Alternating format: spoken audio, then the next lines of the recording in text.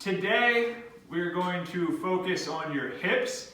Your hips have a big range of motion. If you are a breaststroke specialist or an IMer, you should bookmark this segment and hit this one often. Even if you're not one of those categories, you don't identify as one of those categories in swimming, your hips play a major role in your ability to kick, develop some power, get off the blocks a lot more, powerfully and not as restricted. And if you're all locked up in your hips, eventually back pain can result from that. So the hips play a role in the back, and everything kind of works together as you're seeing throughout these sessions. So I want you to keep that in mind, even if you don't necessarily, do the breaststroke, you don't feel comfortable with the breaststroke, or you're not really an IM, or don't forget about your hips. They play a major role in aspects of your stroke. And you've probably heard of hip-driven freestyle, for example. Right? The hips play a role throughout the swimming stroke, and it's really important that you have the proper range of motion.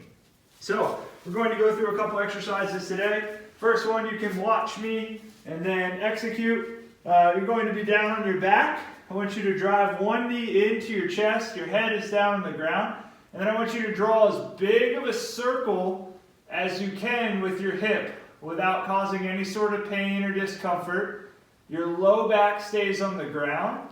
So you drive your knee over to the opposite side of your body and then back around out to the side of your body. I want you to complete 10 circles in a clockwise position and then 10 circles in a counterclockwise position.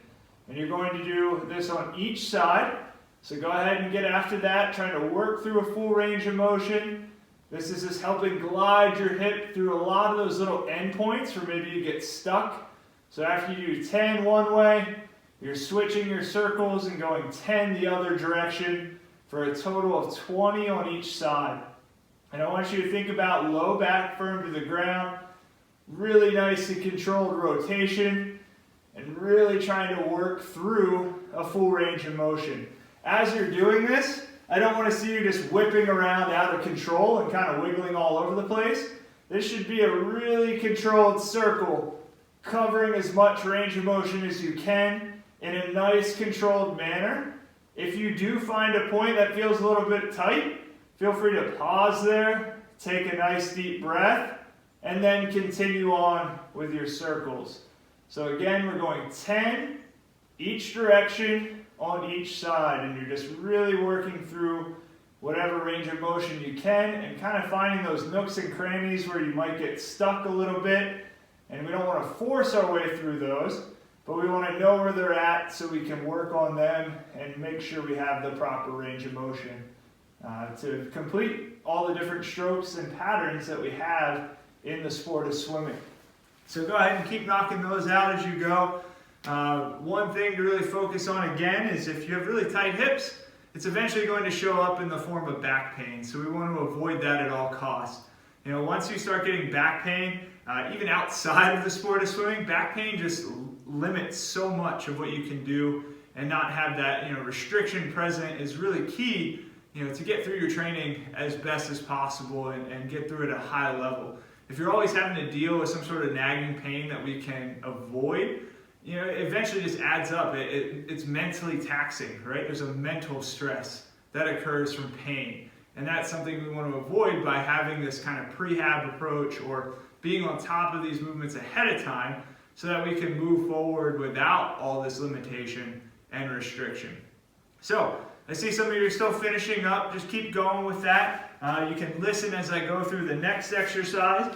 So the next one, you're going to be on one knee and you're going to send one foot out to the side.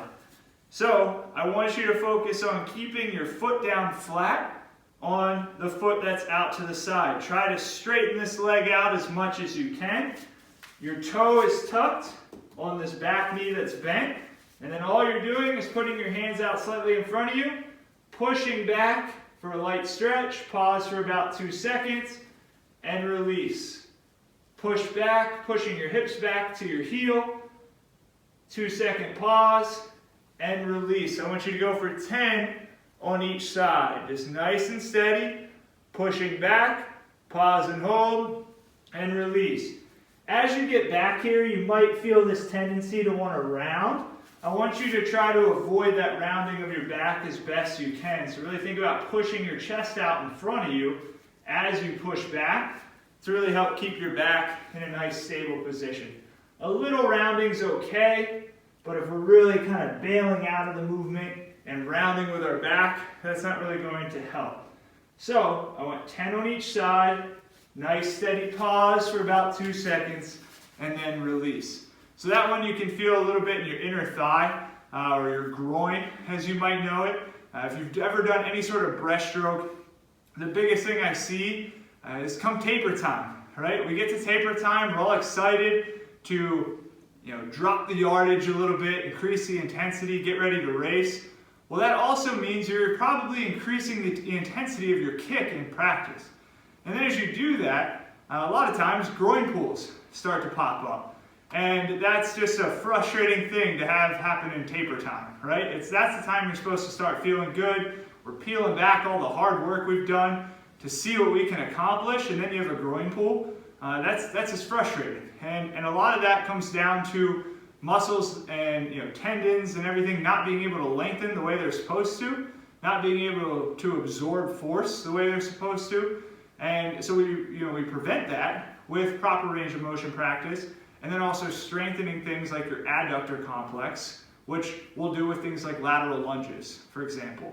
So anytime you have a lateral lunge in training, that's really helping strengthen your breaststroke kick from a power standpoint and also a protection standpoint. So those are two things to keep in mind. With that power and with that protection, we don't get to the frustrating point of a taper and have a groin pull happen, and then we're doubting what again, pain is mental stress. It's doubt that starts to creep in, and we want to avoid that. The next one is basically going to flip over the first exercise that we did and try to extend that range of motion even more. So I want your knees stacked under your hips, hands stacked under your shoulder. I want you to drive your foot back, and I want you to really think about turning on your glute. So almost like you're pushing the wall away that's behind you.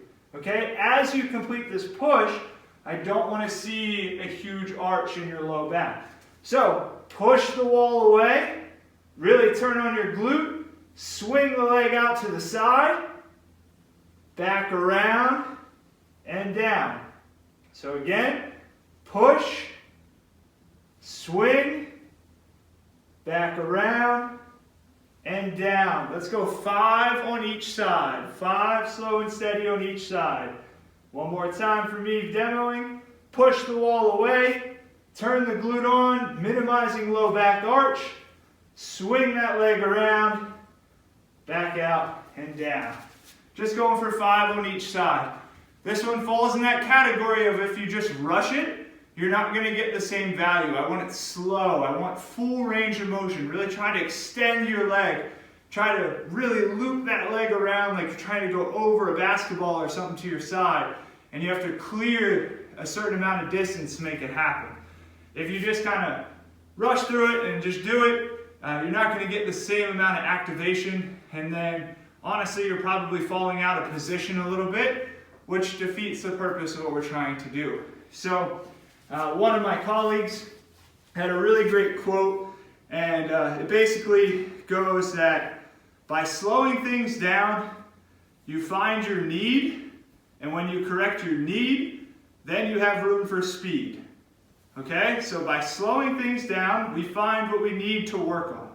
So if you're in a squat pattern or a hinge pattern, and you're getting locked up and we have an issue there, we find that need by going slow. If you go fast, your body can often compensate and find another way to get the job done. And that might work for a week, it might work for a month, it might work for a year, but eventually it catches up to you, and it's not the best way forward. So by slowing down, we find that need. By correcting the need, now we have a lot more room for speed, and that's where we can get really effective at what we're doing. So just because we're going slow now does not mean we're always going to go slow. So keep that in mind as we start, especially with the team training and everything, really focusing on that. The last exercise we're going to do, you're going to bring your front foot out and rest it on the ground as so.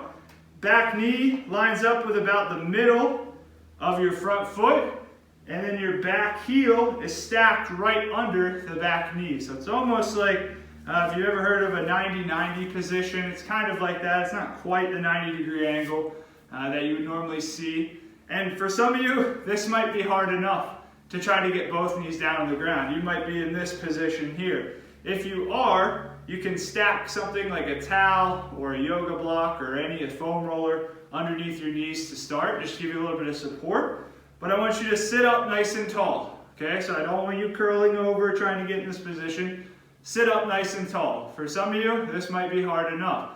If it's not, and you have range to work with, now you're going to pick up this foot and tap it to your other leg. Send it back and down to that starting position. This is going to be really hard for some of you, but this is a nice advanced range of motion exercise. So we have the beginner variation, this is sitting and holding, chest up nice and proud. The advanced, lift the foot off the ground, touch heel to the middle of your foot, and then back down to the ground. You can see I'm tipping a little bit to the side. You're trying to stay as much upright as you can, and you're trying to really lift this leg off the ground for the full range of motion and not really drag it on the ground. So you're going to go 5 slow repetitions on each side. Once you're done one side, you're switching over to the other side. Again, position 1, just setting up. You should be able to try to get your knees to the ground. Again, we're not pushing, all right? We're not doing that forceful into the ground, but you can start here. And then, if you want more of a challenge, you're lifting, try to touch, and then back down. Some of you, your hip might cramp when you do this the first time. That just shows a little bit of weakness in some of the smaller musculature helping out this movement. Maybe you've been bypassing your hip flexor a lot and basically bailing it out. Now we're forcing it to work, and your body might not like that at first because it hasn't done it in a while. So we're just going 5 on each side there, and that's going to be a more advanced movement. But what's really nice there is that gets your hip working on its own versus us just pushing it into place. Okay, so the biggest thing with mobility and prep work, static stretching, great to an extent of, just helping with a short-term range of motion and things like that. But I want to see what you can do with your hip in an active position. What can you do when we actually ask you to complete a breaststroke kick? What can we do when you actually have to drive your hips forward off the blocks and off the wall? Do you get stuck? Do you have to kind of force it to make it happen? So if we can get better at the active component, that's going to transfer to what we're doing in the water a lot easier and just help you in the swimming world, and then also express the strength that we're doing in the dryland portion of training as well.